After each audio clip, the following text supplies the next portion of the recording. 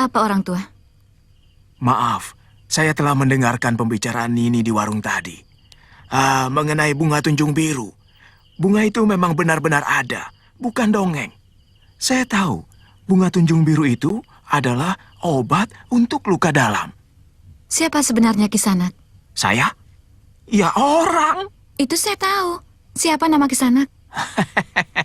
Saya ini pengelana jagat. Tanpa nama. Nah, kalau kamu ingin mendapatkan bunga itu, datanglah ke Bukit Penampihan. Terima kasih Kisanak.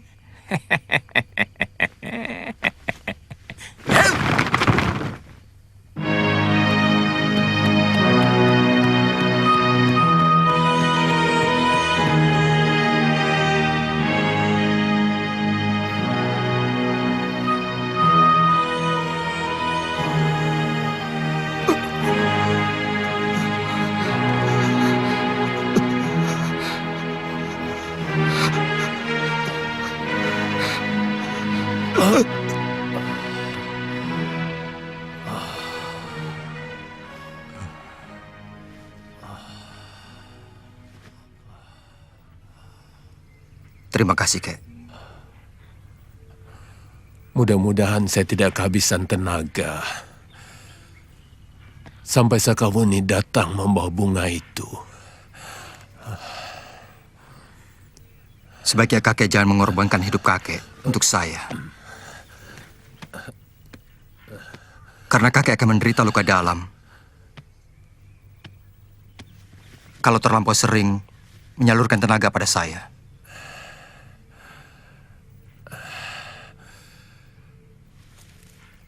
Saya sangat menyayangi Sakawuni.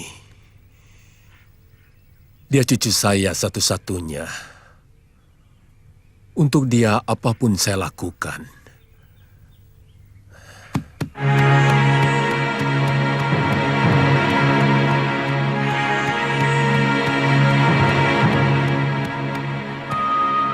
Permisi Kisanak.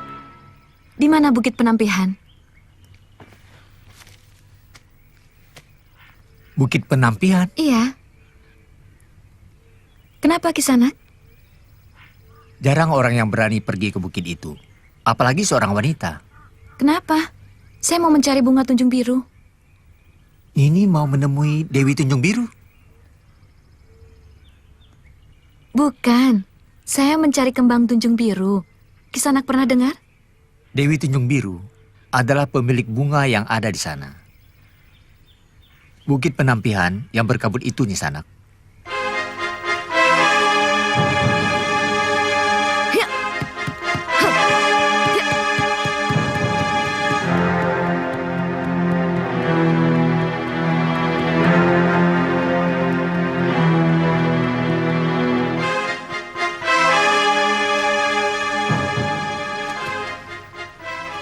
Guru mengatakan bahwa bunga diciptakan untuk kaum wanita. Karena bunga adalah lambang keindahan. Tapi, kenapa guru juga mengajar kita dengan ilmu kanuragan yang selalu mengarah pada kerusakan? Kadang-kadang, saya bingung memikirkan itu. Keindahan hanya bisa lestari kalau dijaga. Dan tanpa ilmu kanuragan, penjagaan akan menjadi sangat rapuh. Pada dasarnya guru mengingatkan kita bahwa keindahan yang kita miliki merupakan suatu kekuatan sekaligus kelemahan kita. Maksudmu? Kita bisa menaklukkan dengan mudah lelaki sekuat apapun dengan senyum kita. Kita bisa menundukkan lelaki sekaya apapun dengan kecantikan kita. Tetapi kecantikan juga membuat seorang wanita bisa terbunuh oleh lelaki yang berniat kecantikannya dengan paksa. Itu kenapa guru menganjurkan kita belajar ilmu bela diri.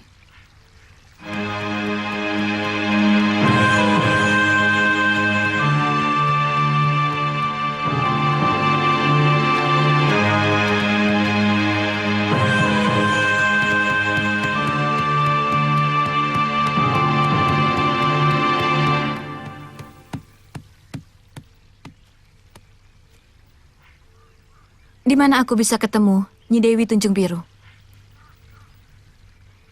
Ada perlu apa? Untuk beberapa hari ini beliau tidak bisa ditemui. Guru sedang bersemedi. Di mana?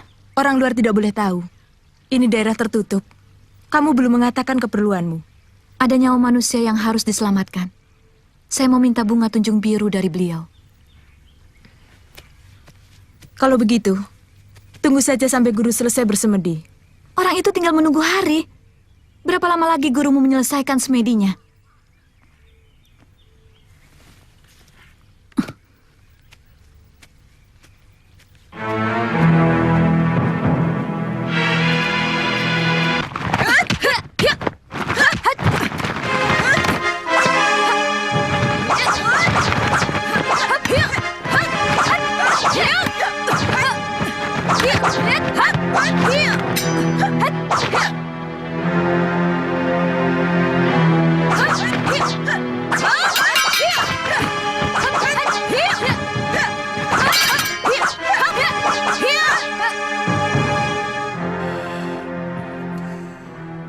Kalau punya niat, Sakawuni akan mengejarnya sampai dapat.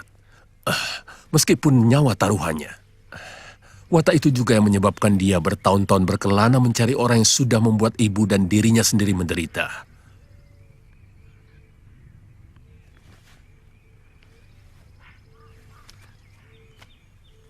Saya pernah mendengar dia bercerita secara sambil lalu tentang itu. Bagaimana cerita sebenarnya?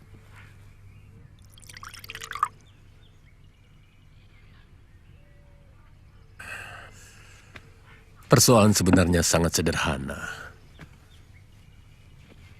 Barangkali hanya perbedaan pandangan antara kejujuran orang gunung dengan orang kota yang cenderung menyepelekan segala persoalan. Ada rombongan dari kota raja! Ada rombongan dari kota raja! Kedatangan rombongan bangsawan dari pusat kerajaan ke sebuah desa kecil benar-benar sebuah keajaiban. Seolah-olah dewa-dewa yang sedang turun ke bumi.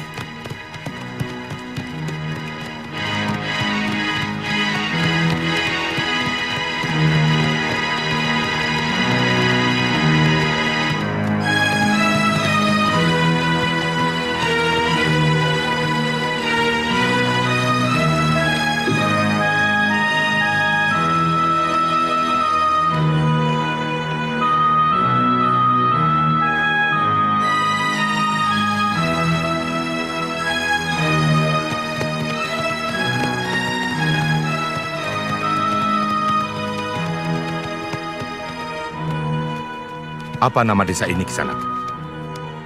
Tanibala, Gusti. Di mana rumah begalmu? Mari hamba antarkan.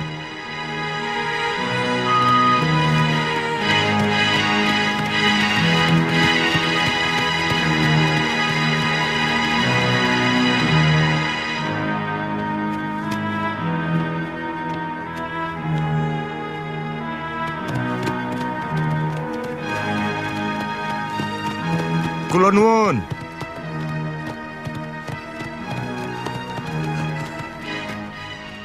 Monggo Gusti. Selamat datang di Tanibala, Gusti.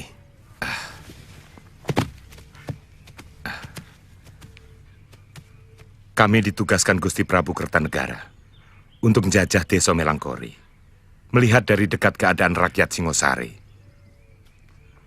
Terima kasih Gusti sudi mampir ke dusun kami. Oh iya, saya Kebo Anabrang, dan ini Dinda Banyak Kapuk.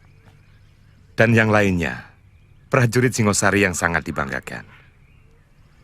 Kami sangat mengenal nama Gusti Rake berdua.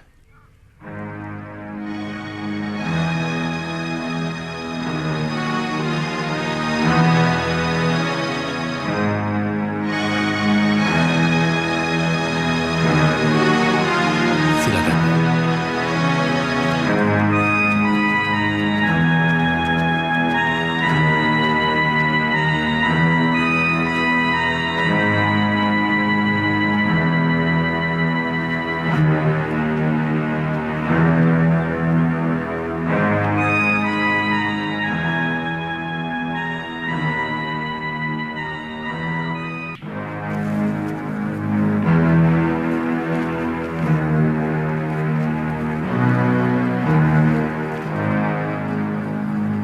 Rombongan dari kota raja itulah awal dari malapetaka yang menimpa putri saya. Sebagai orang gunung, dia benar-benar terkagum-kagum pada para priagung itu, terutama Raden Banyak Kapuk. Semula saya sendiri mengira bahwa Raden Banyak Kapuk itu tertarik pada putri saya.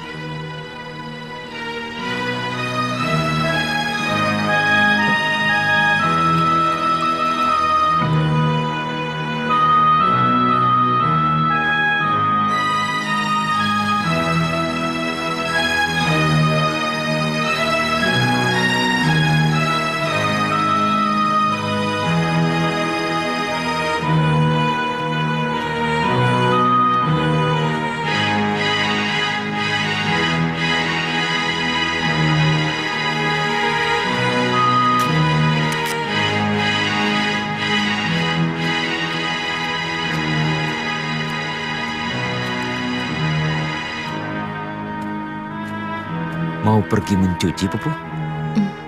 Iya, Gusti. Di sungai. Sungainya jauh dari sini. Tidak terlalu. Kebetulan, aku juga mau mencuci pakaian gantiku. Tidak usah, Gusti. Biar hamba yang mencuci. Tidak usah. Aku biasa mencuci sendiri.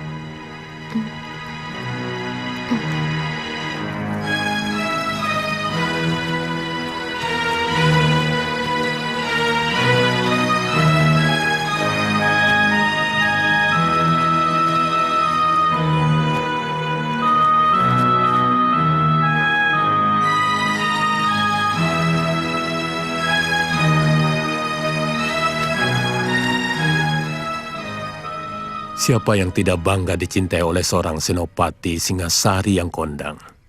Saya pun bangga dan mengharapkan Raden Banyak Kapuk benar-benar terpikat pada anak saya. Sampai akhirnya, kenyataan pahit itu tiba-tiba tersodor di mata saya.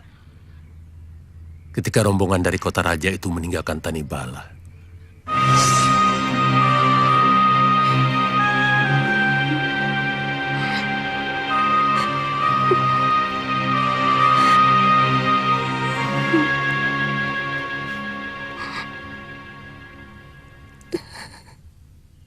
Kenapa kamu lakukan itu, Ndo?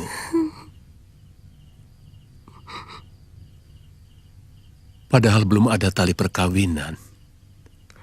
Ampun, Ayah. Kami sudah saling menyinta. Dan Kakang Banyak Kapuk berjanji memboyong saya ke kota raja. Begitu dia menyelesaikan tugasnya.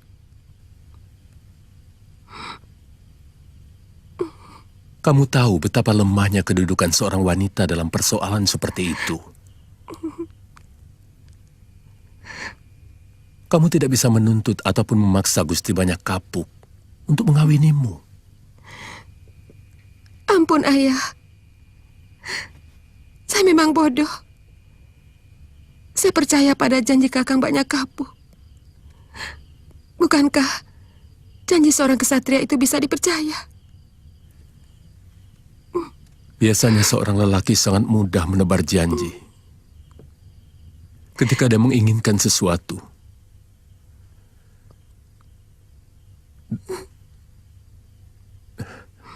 dan janji itu sangat mudah dia lupakan. Kalau dia sudah mendapatkan apa yang dia inginkan.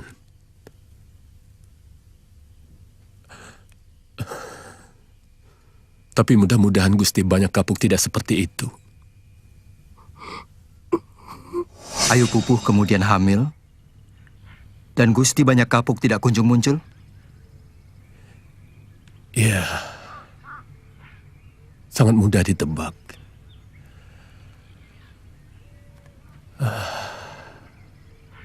Sesudah kejadian memalukan itu, baru kami menyadari bahwa sebenarnya para priagung dari kota raja itu menganggap gadis-gadis gunung tidak lebih seperti bintang buruan saja.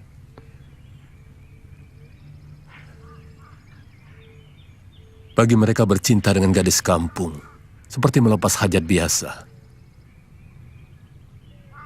Sementara dengan pandangan yang jujur, gadis desa merasa bangga dicintai oleh seorang priagung. Padahal ternyata omong kosong semua. Bagaimana selanjutnya? Ayu Pupu dikucilkan dari pergaulan orang-orang Tanibala. Karena aib itu, saya menyerahkan kedudukan saya sebagai bekal. Saya malu. Sebagai kepala desa tidak mampu memberikan contoh yang baik kepada warga. Sampai akhirnya anak yang dikandung Pupu lahir dengan selamat. Seorang gadis yang cantik. Dan saya beri nama Sakawuni. Ayu Pupuh kemudian meninggal? Tidak.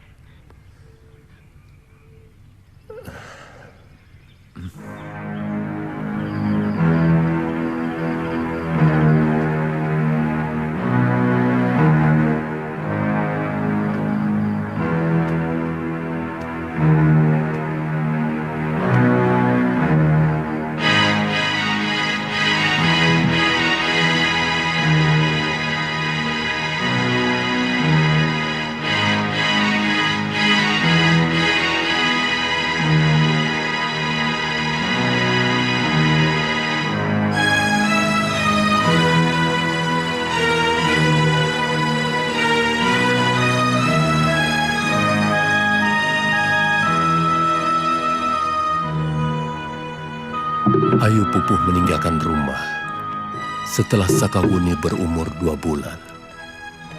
Sejak itu, Sakawuni saya pelihara dan saya didik dengan baik.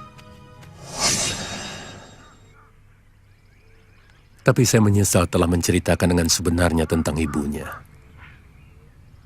Dia terpukul dan menaruh dendam kepada Priyagung Singasari itu. Sejak mendengar cerita saya, Sakawuni menjadi sangat benci kepada apapun yang berbau Singasari.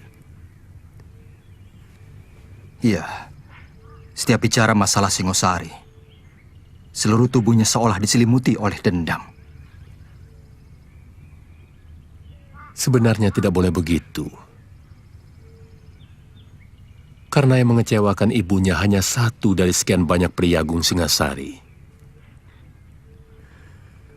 Tapi dia selalu mengatakan bahwa semua Priyagung Singasari harus bertanggung jawab atas nasib buruk yang menimpa ibunya.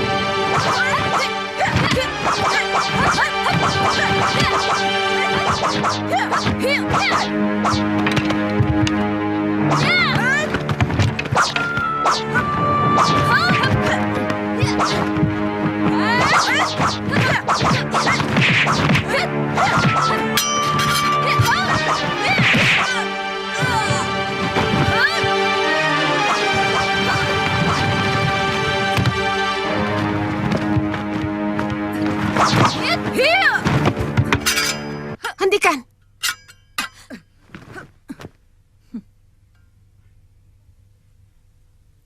Tidak pantas berkelahi di pertapaanku.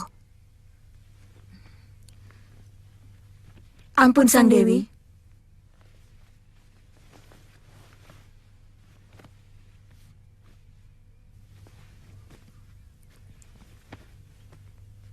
Ampun Sang Dewi. Sang Dewi, gadis ini memaksa masuk. Sungguh, kami berdua sudah sekuat tenaga menghalanginya. Tapi ilmu silatnya lebih tinggi dari kami. Siapa kamu? Apakah saya berhadapan dengan Dewi Tunjung Biru?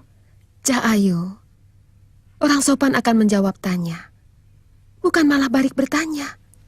Apakah orang tuamu tidak mengajarkan tata krama? Maaf, saya tidak punya orang tua. Hanya seorang kakek yang mengajarkan saya kejujuran di atas segalanya, termasuk tata krama. Saya suka orang jujur. Dari mana asalmu?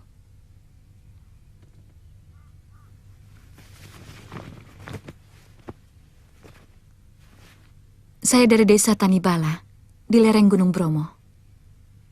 Nama saya Sakawuni.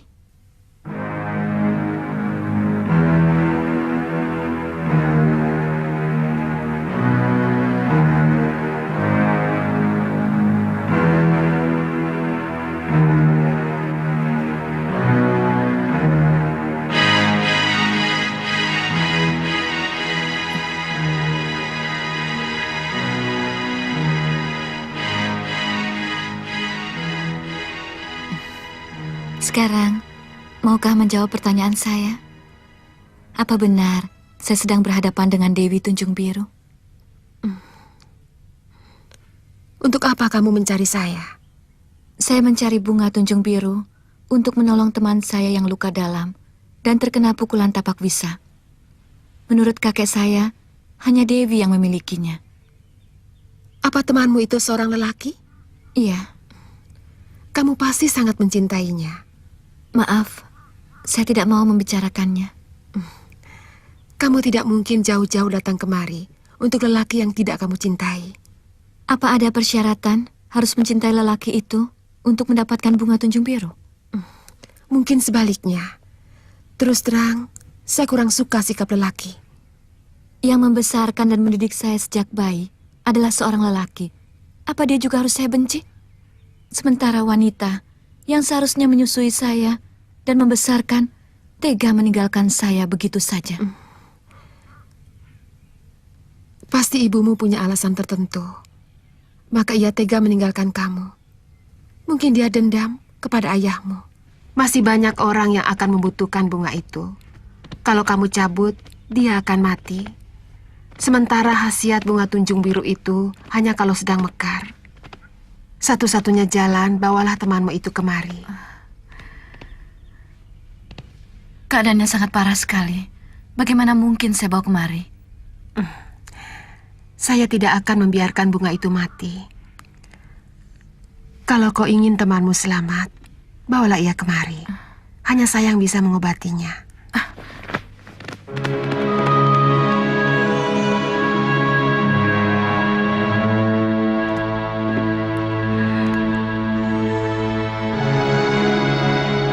Kamu sudah besar dan cantik. Uni. Apa dia perlu tahu bahwa saya ibunya?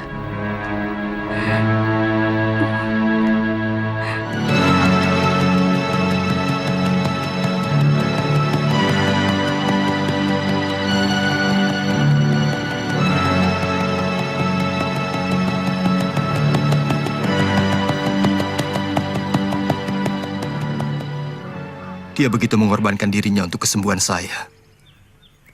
Beberapa kali dia telah menyelamatkan hidup saya.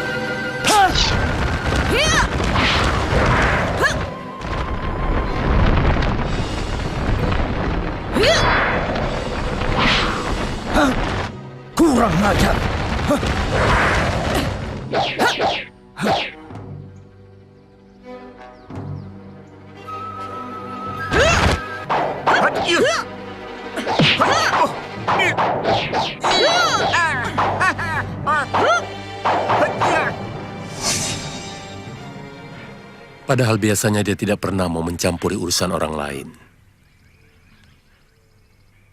Dia hanya mendambakan rasa dendam kepada orang yang telah mengecewakan ibunya dan juga dirinya.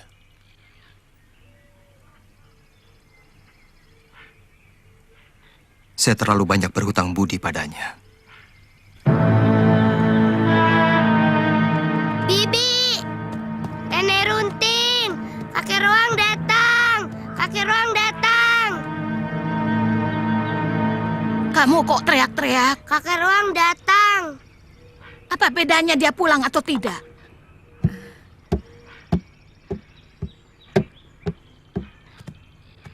Panji, mana kakek Ruang? Itu?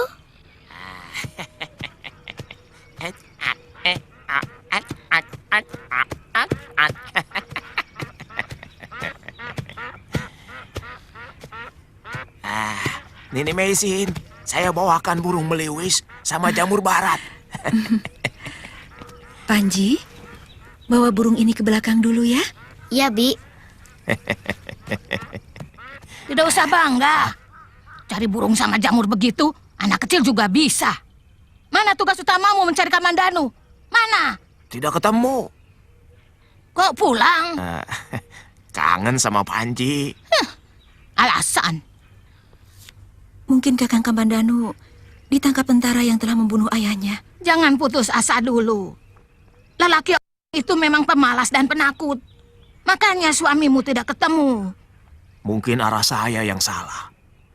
Saya mencari ke arah selatan barat. Siapa tahu dia di arah selatan timur. Atau mungkin malah di utara. Nanti aku sendiri yang cari Kamandanu. Kamu di sini. Jaga Mesin dan Panji. Apa perlu, Nini? Kata orang, godaan terbesar seorang suami ketika istrinya hamil tua. Cintanya mudah luntur. Jangan dengarkan dia, Nini. Tidak satu pun lelaki yang baik di mata Raga Runting. Tidak apa-apa. Kepala saya pusing. Saya mau istirahat dulu.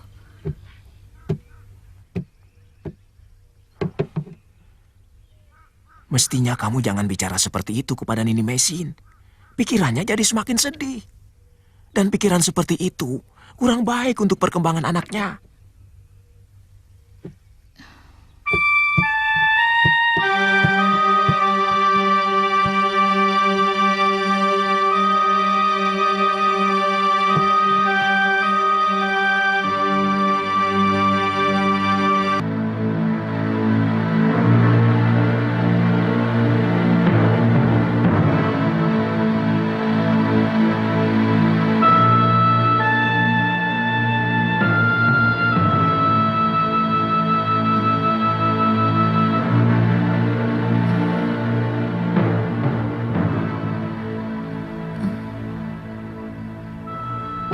Kenapa saya sudah berada di sini?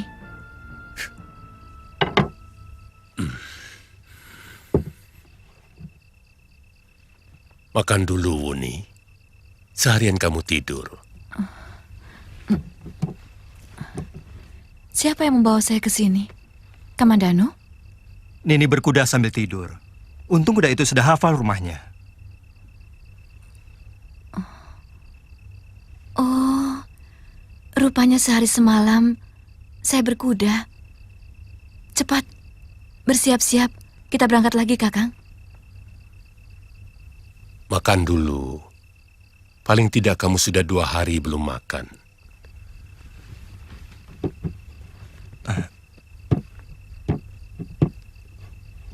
Apa kamu sudah menemukan bunga tunjung biru? Sudah, tapi Kakang Kamandanu harus dibawa ke sana. Karena bunga itu akan layu kalau dipetik. Dan dia tidak ada gunanya kalau tidak dalam keadaan segar. Di mana kamu temukan bunga itu? Di Bukit Penampihan. Jauh sekali. Apa Kamandanu bisa bertahan naik kuda sejauh itu? Kakang harus bisa kalau mau sembuh. Mudah-mudahan saya bisa bertahan. Agak membahayakan, Kamandanu. Luka di dadamu masih parah. Tenaga ketika kamu membuat keseimbangan saat berkuda akan membuat ketegangan pada urat-urat darahmu.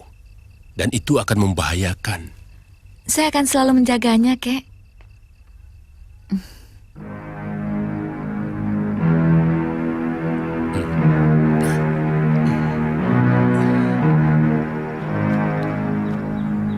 Buni berangkat dulu, Kek. Kalau kakek berhasil menggadaikan sawah untuk membeli kuda, nanti nyusul ke... Bukit Penampihan. Kakang siap?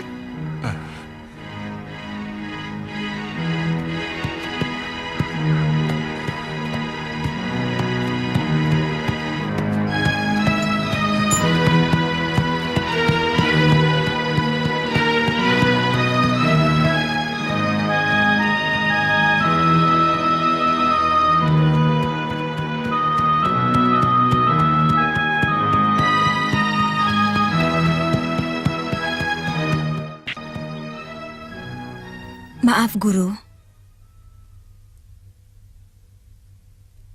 Kenapa Guru tidak langsung saja mengatakan kepadanya bahwa dia putri Guru?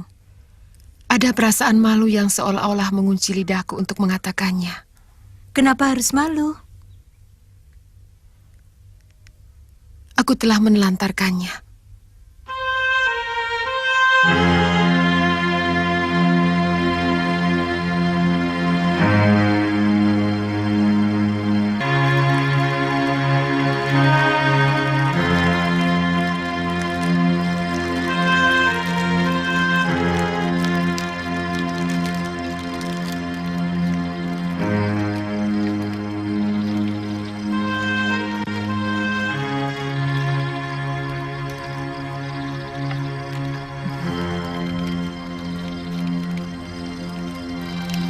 Kenapa? Saya sedang berpikir, apakah saya mampu membalas kebaikanmu? Hutang budiku kepadamu sudah hampir seluas samudra.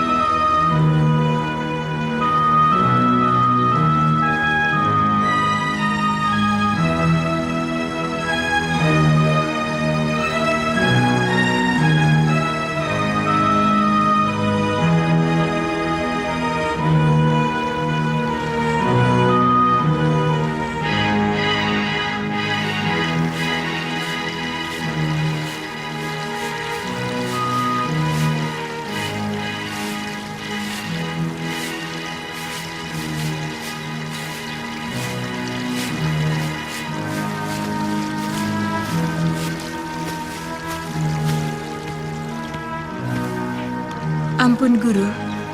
Gadis yang kemarin dulu datang lagi.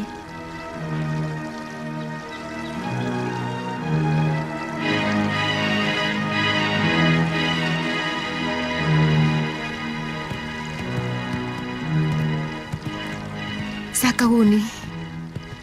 Kita sudah sampai, Kakang. Syukurlah, kalau masih sehari lagi berjalan, mungkin tulang-tulangku akan rontok.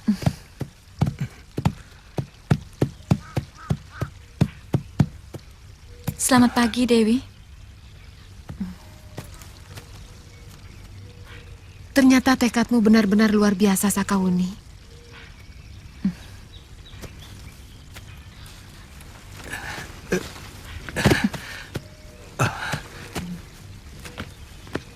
Bawa dia masuk.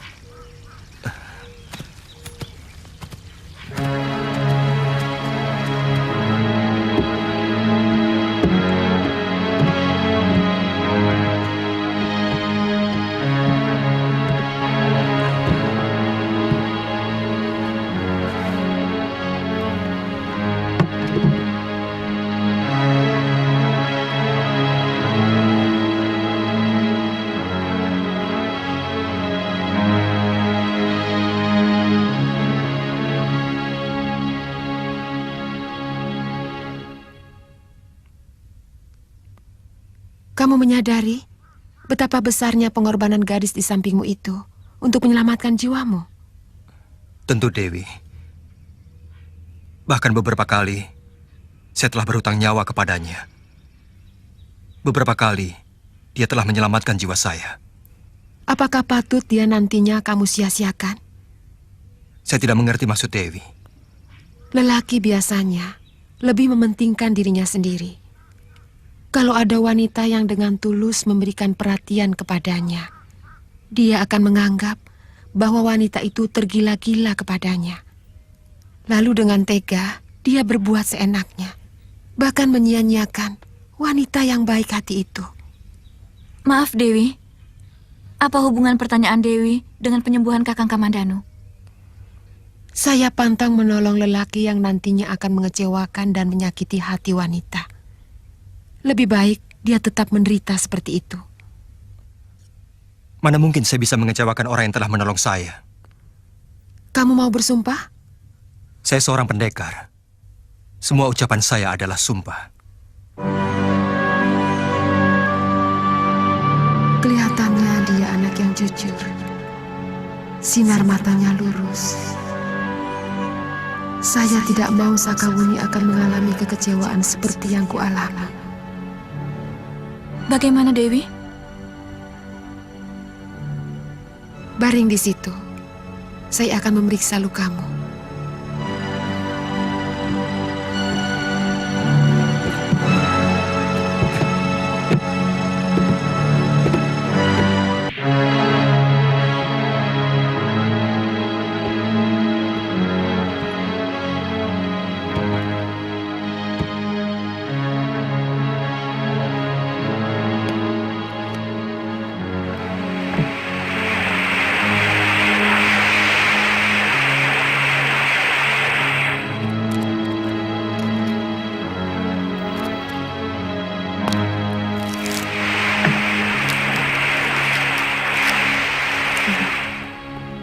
Luar biasa. Selama beberapa hari, dia hidup dari saluran tenaga orang lain. Benar. Kakek saya yang melakukannya. Sangat berbahaya. Dia bisa mati kehabisan tenaga. Tapi sampai kami berangkat, kakek tampak sehat-sehat saja. Lukanya cukup parah.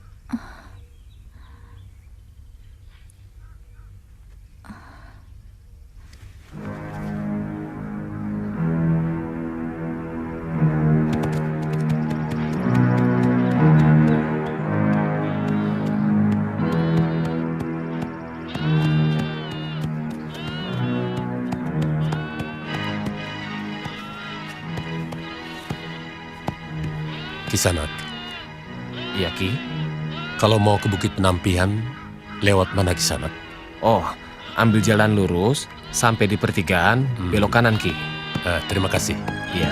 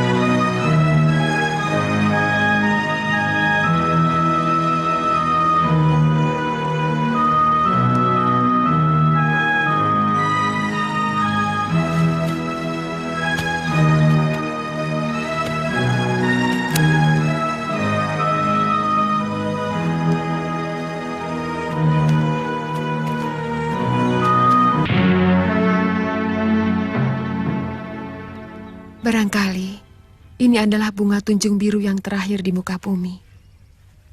Mudah-mudahan temanmu itu bisa sembuh.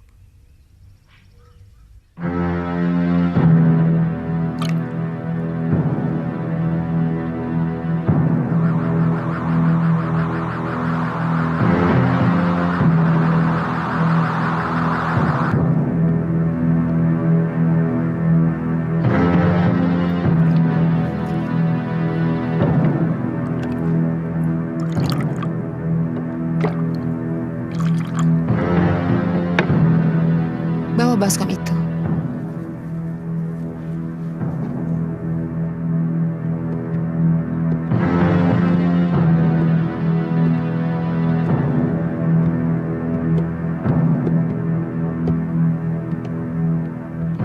Duduklah, minumkan air bunga tunjung biru.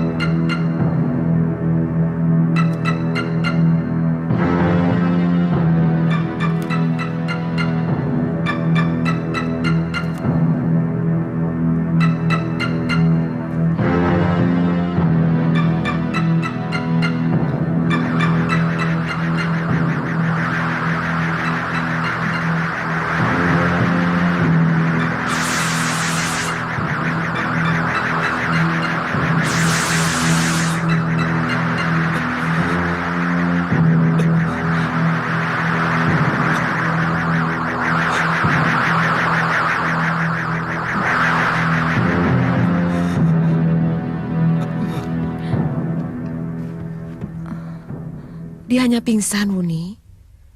Khasiat kembang tunjung biru sedang bekerja. Dia akan sadar kalau seluruh luka dalam dan pengaruh racun dalam tubuhnya sudah habis.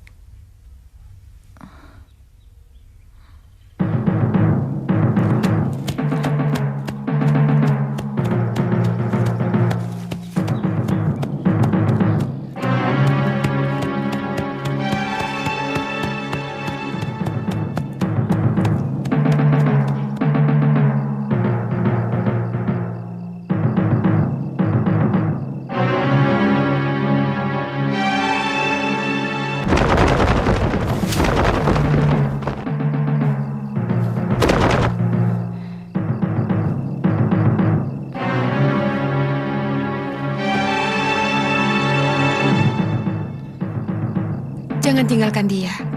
Dia akan bingung saat pertama sadar dari pingsannya. Minumkan ramuan yang di mangkok itu.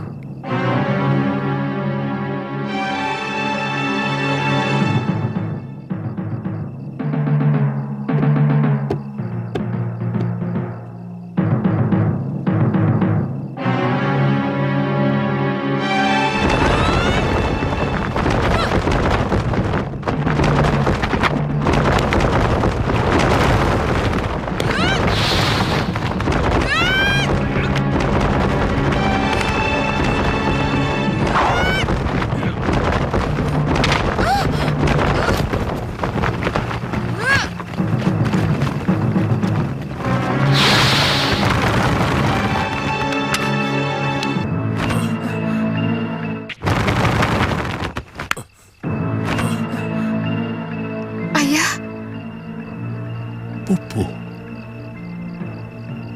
rupanya kamu.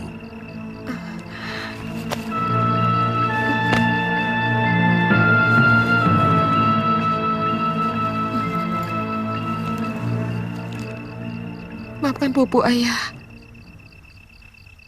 Saya berdosa telah meninggalkan Sakawuni sendirian di rumah. Saya tahu, Ayah pasti sangat repot dengan bayi itu. Mula-mula saya mengira kamu menyusul Gusti Banyak Kapuk ke Singasari. Sehingga saya dan Sakawuni berkelana mencari ke kota raja. Tapi tidak saya temukan. Ayah bertemu dengan bertopeng bangsawan itu? Iya. Kenapa Kilura berpikir sebodoh itu? Apakah kalau Ayu Pupuh datang kemari, lantas begitu saja saya terima sebagai selir? Tidak semudah itu, Ki.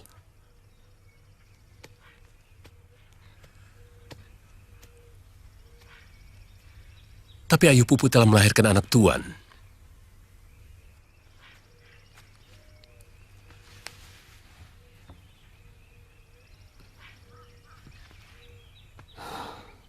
Seharusnya Pupuh bangga bahwa anaknya tidak lagi berdarah sudra. Apalagi yang dia tuntut dari saya. Tanggung jawab, Tuan.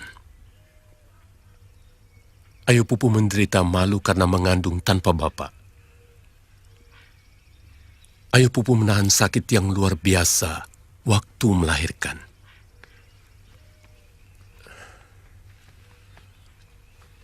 Walaupun anak yang dikandung Ayu Pupuh berdarah kesatria, sekian lama Ayu Pupuh terayun-ayun oleh janji Tuan untuk mengawininya. Kerjanya setiap hari hanya menunggu kedatangan Tuan. Pikiran kalau Ayu Pupuh menunggu kedatangan saya. Apakah bodoh menunggu janji seorang kesatria? Apakah seorang kesatria sebaiknya tidak usah saja dipercaya janjinya?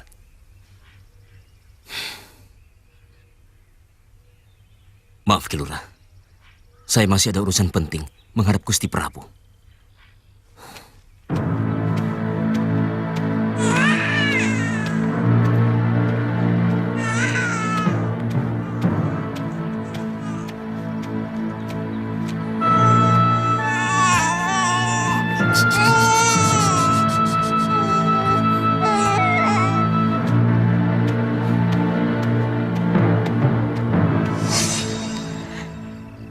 Sebenarnya, saya memang pergi ke Singasari.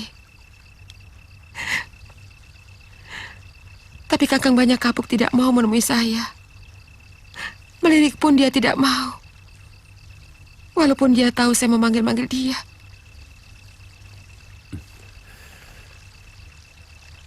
Kenapa kamu tidak segera pulang? Saya marah pada Kakang Banyak Kapuk. Saya putus asa. Saya berniat mengakhiri hidup yang seolah-olah memusuhi saya.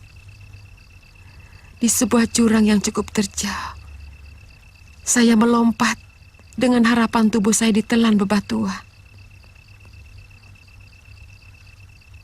Tapi ternyata Dewata masih menghendaki saya tetap hidup. Seorang tabib dan pendekar wanita yang sudah sepuh menyelamatkan saya.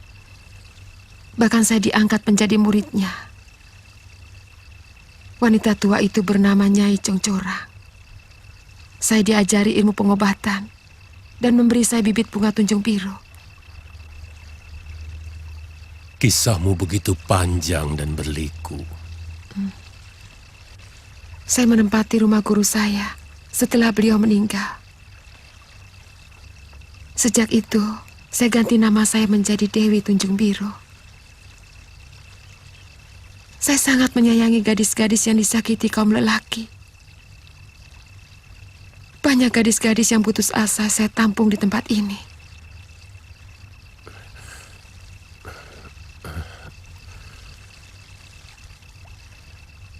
Kamu tahu gadis yang membawa kekasihnya berobat kepadamu itu adalah anakmu. Sejak pertama dia datang dan mengatakan bahwa dia berasal dari Tanibala. Saya seperti melihat diri saya ada dalam sinar matanya.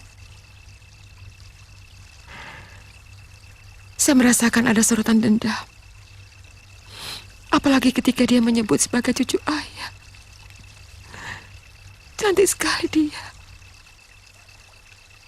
Cantik dan berani. Sampai sekarang dia tidak tahu bahwa ibunya ternyata masih hidup. Sehingga dia masih terus mencari Banyak Kapuk untuk melampiaskan dendam. Karena laki-laki itu telah menyengsarakan kamu dan dirinya.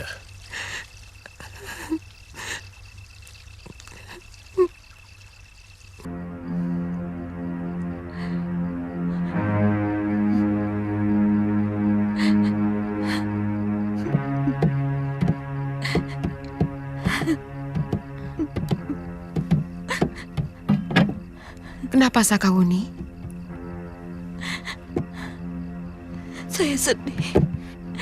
Saya sudah terbangun dari mimpi yang selama ini memberi kekuatan kepada saya untuk menghadapi hidup.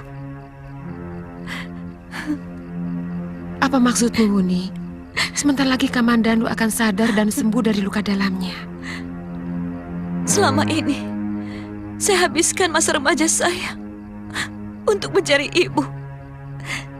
Karena setiap orang pasti punya ibu. Tapi ternyata, saya bukan dilahirkan oleh seorang ibu. Tapi saya lahir dari sebongkah batu yang tidak punya perasaan. Apakah seorang ibu namanya yang tega meninggalkan anaknya tanpa air susunya? Apakah seorang ibu namanya yang lebih mengutamakan mengejar kekasihnya daripada menimang anaknya?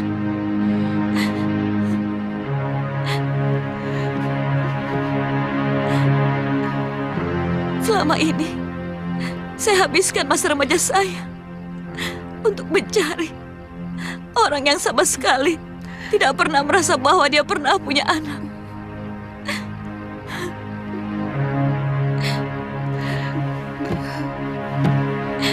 Saya benar-benar menyesal melakukan itu semua. Kalau saja saya mampu memutar waktu, hari-hari saya akan saya penuhi dengan mengutuk ibu yang telah melahirkan saya dan menelantarkan saya. Cukup, anakku. Ibu akui semua kesalahan itu. Semua itu ibu lakukan bukan untuk kepentingan ibu sendiri.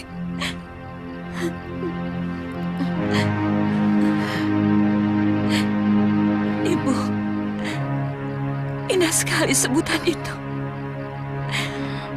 Sebutan yang sebenarnya paling pantas untuk seorang wanita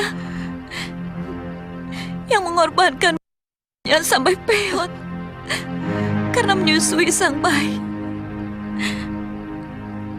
Sebutan suci untuk seorang wanita yang membiarkan tubuhnya dilumuri bau pesing oleh pipis bayinya. Ibu tidak ingin kamu besar tanpa memiliki bapak yang mau mengakui kehadiranmu di dunia. Itulah kenapa ibu mencari lelaki yang harus bertanggung jawab atas kelahiranmu. Setelah gagal, kenapa tetap tega meninggalkan anaknya yang sangat membutuhkan kehangatan dekapannya? Saya malu. Malu? Malu lebih diutamakan dari kasih sayang seorang ibu kepada bayinya. Apakah itu sikap seorang ibu?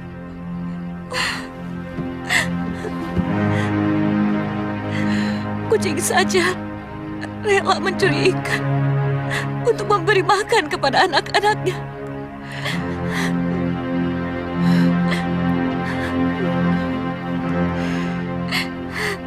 Saya memang lebih rendah daripada kucing.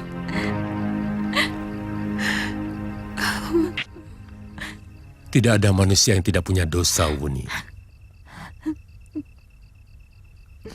Banyak orang yang niatnya baik, tapi ternyata salah. Niatnya membela, tapi hasilnya sia-sia.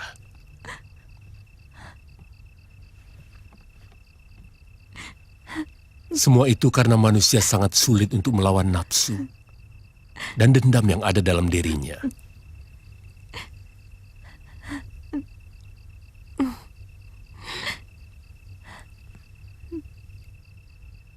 Tidak cuma ibumu yang diperbudak dendam.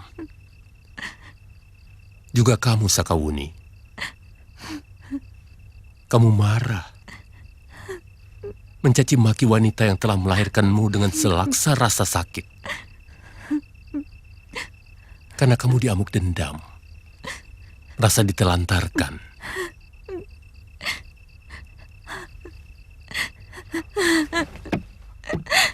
Kakek.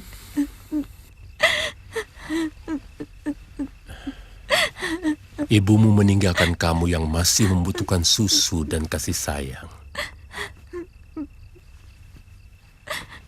Karena dikuasai nafsu dendam untuk menuntut orang yang seharusnya bertanggung jawab pada kelahiranmu.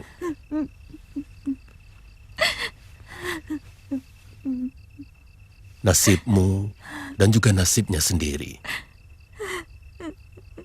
Yang selama hidupnya harus menanggung malu.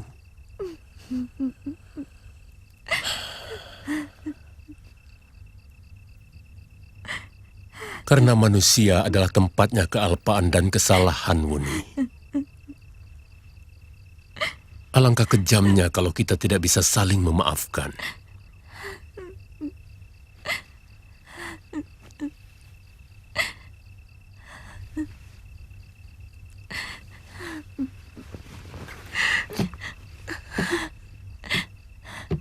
Ibu. Anakku, telah lama ibu merindukan kata-kata itu. Maafkan ibu, Uni. Ibu.